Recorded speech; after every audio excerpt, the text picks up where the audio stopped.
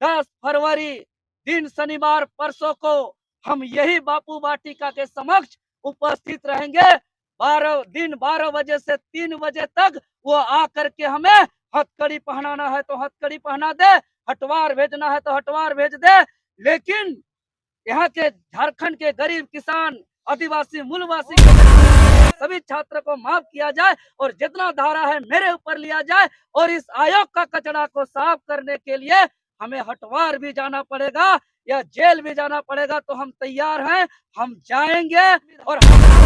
तरीके से भ्रष्टाचार का उजागर करना गुनाह है तो हम तिथि और समय बताते हैं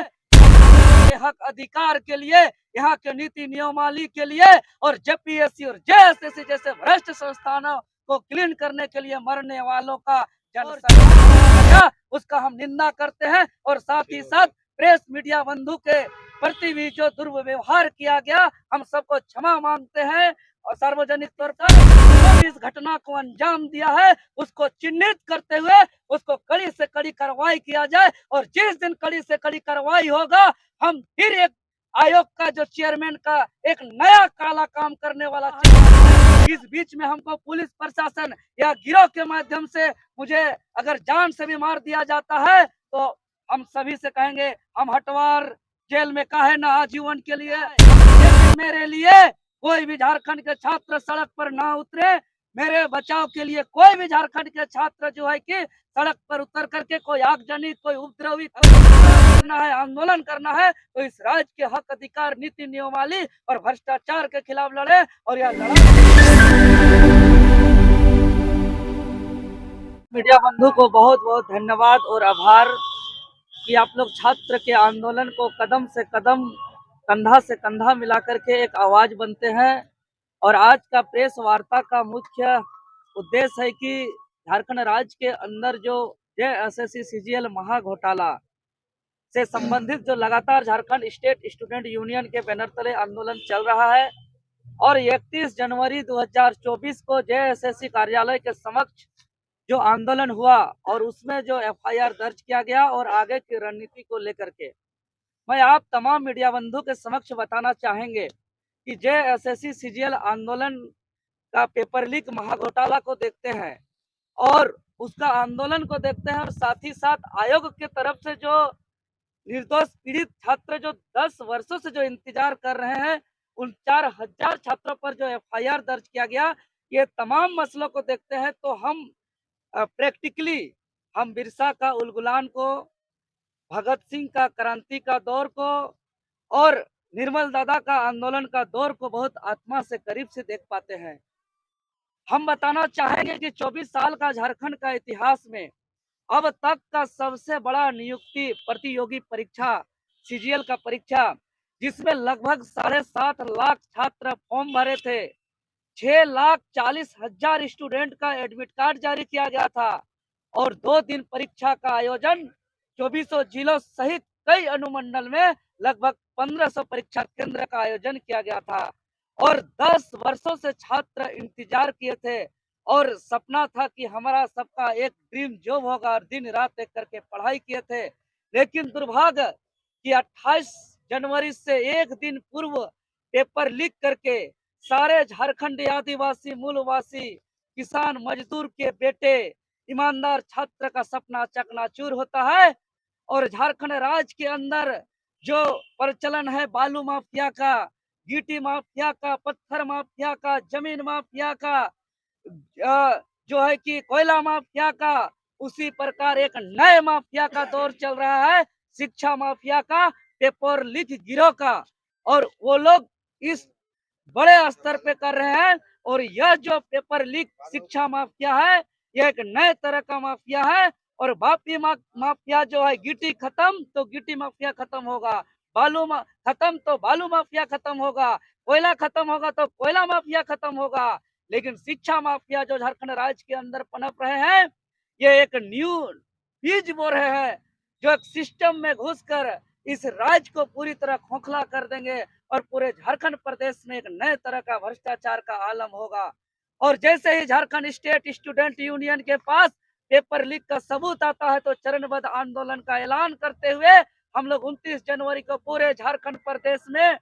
आयोग के अध्यक्ष और तत्कालीन मुख्यमंत्री जी का पुतला दहन करते हैं और दूसरे दिन पूरे झारखंड प्रदेश में कैंडल मार्च करते हैं। लेकिन आयोग के द्वारा हमारा जो मांग है परीक्षा रद्द और पूरे सीजीएल घोटाला का सीबीआई जांच और चेयरमैन का इस्तीफा के साथ साथ एजेंसी को ब्लैकलिस्टेड करते हुए जल्द से जल्द नए विश्वसनीय एजेंसी का टेंडर करके परीक्षा संचालन करने का, और हमारा मांग नहीं पूरा होने पर 31 जनवरी को हम लोग जेएसएससी कार्यालय प्रशासनिक अनुमति के साथ संवैधानिक तरीके से शांतिपूर्ण आंदोलन कर रहे थे, जिसमें पूरे 24 जिलों से हजारों हजार की संख्या में छात्र पहुंचे थे। पूरे शांतिपूर्ण तरीके से 11 बजे से 3 बजे तक आंदोलन चला। लेकिन 3 बजे उस शांतिपूर्ण आंदोलन को जो एक आयोग के समक्ष जो उस दिन अप्रिय घटना घटा, जो कुछ बाहरी उपद्रवी हमारे आंदोलन में छात्र के बीच में शामिल हुए, और हम आज दावे के साथ ऑन कैमरा कहते हैं, क्योंकि यह मेरा आह्वान पर पहला आंदोलन नहीं हुआ था। कई बार कई जगह पे लगातार आंदोलन जेपीएससी, जेएसएससी, मुख्यमंत्री, विधानसभा से लेकर बड़े से बड़े आंदोलन सफल हुआ है, लेकिन पहला एक ऐसा आंदोलन 31 जनवरी का जिसमें कुछ अप्रिय घटना घटा। और हम दावे के साथ कहते हैं कि वह पूर्व प्लान सुनियोजित तरीके से पेपर लीक गिरोह के तरफ से आयोग के चेयरमैन के तरफ से भाड़े से आए हुए एक बाहरी तत्व था, जो शांतिपूर्ण आंदोलन को भगदड़ मचाया गया, उस पर जो है कि हुड़दंग किया गया, और उसके बाद जो है कि प्रशासन के तरफ से एक तरफा एफआईआर दर्ज करते हुए निर्दोष निहत्थे छात्र पर बड़ा से बड़ा गंभीर से गंभीर धारा और आरोप लगाया गया। और उसके बाद गिरोह का मन इतना बढ़ गया है कि हमको चलते हुए राह पर धमकी भी दिया गया, और हम लोग जो है कि बचते बचाते आज कैमरा के बीच आकर के हम लोग जो है कि प्रेस वार्ता कर रहे हैं। हम जिम्मेवार लेते हैं, मेरे आह्वान पर उस दिन भीड़ जुटा था कि 24 जिले से आए थे, उसका मैं देवेंद्र नाथ महतो जिम्मेवारी लेता हूं। लेकिन उस दिन जो तोड़ फोड़ हुआ, उस दिन जो अप्रिय घटना घटा और कार्यालय को जो क्षति पहुंचाया गया और आयोग को जो क्षति पहुंचाया गया गाड़ी को, उसका हम जिम्मेवार नहीं लेते हैं। उसका गहन एसआईटी कमेटी जो गठित किया है उसका जांच किया जाए। लेकिन हमारे ऊपर आरोप लगा है, क्योंकि हम संविधान को मानते हैं, हम कानून को मानते हैं, और फर्जी मुकदमा जो छात्र 4000 छात्र को 15 नामजद समेत किया गया है, अब चैनल के माध्यम से हम जिम्मेवार पूर्वक करना चाहते हैं कि बेगुनाह छात्र को परेशान नहीं किया जाए। मेरे आह्वान पर आया था तो हम उसका जिम्मेवारी लेते हैं, लेकिन जो धारा लगाया गया है इसमें हम एक सवाल खड़ा करते हैं कि जो गंभीर से गंभीर आरोप लगाया गया है, 13 धारा लगाया गया है। इस जेएसएससी सीजीएल मामले पर नामकुम थाना में 2 एफआईआर दर्ज किया गया है। एक कांड संख्या 45/2024 और एक कांड संख्या 46/2024। पेपर लीक के मसले पर मात्र 4 धारा लगाया गया है। वहीं छात्र पर कार्रवाई करते हुए गंभीर से गंभीर 13 धारा लगाते हुए आईपीसी की धारा 147, 148, 149, 186, 188, 307, 326, 323, 332, 353,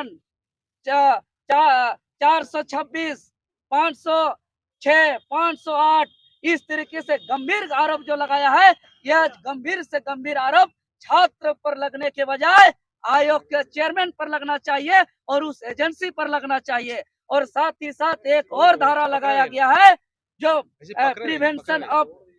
damage to public property act 3। अरे जो पब्लिक प्रॉपर्टी डैमेज किया है कोई, तो वो आयोग किया है कि छात्र 10 वर्षों से 7.5 लाख छात्र फॉर्म भरे हैं, ग्रेजुएशन तक पढ़ाई करने में लगभग लाखों लाख रुपया खर्च किए हैं, और साथ ही साथ जो है कि फॉर्म भरे, जेरोक्स किए, फोटो अपलोड किए, और एक बार नहीं 4-4 बार फॉर्म भरे। और झारखंड के आदिवासी, मूलवासी, गरीब, किसान, मजदूर के बेटा बेटी छात्र लोग एक सपना के साथ जो है कि उन्होंने तैयारी किया था, उसका सपना को चकनाचूर किया। तो अगर इसका आकलन करेंगे सरकार का बजट से ज्यादा खर्च इन 10 सालों से छात्र पर इस सीजीएल की तैयारी करने में खर्च हुआ है। और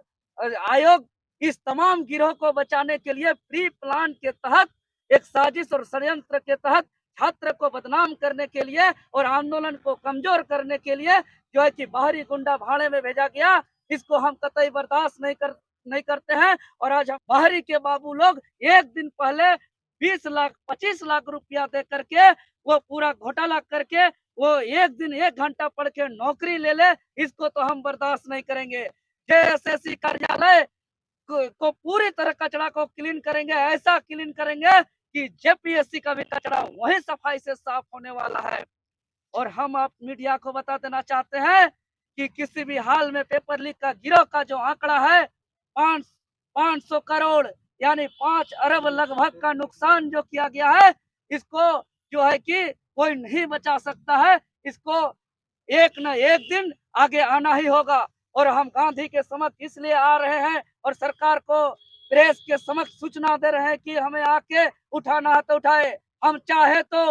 हम बिरसा के भी प्रतिमा के स्थल पर जा सकते हैं, हम चाहे तो भगत सिंह के भी प्रतिमा के स्थल पर जा सकते हैं, हम चाहे तो निर्मल दादा के भी प्रतिमा के समक्ष जा सकते हैं। लेकिन तमाम विचारधारा जो है उलगुलान का है और जो है कि एक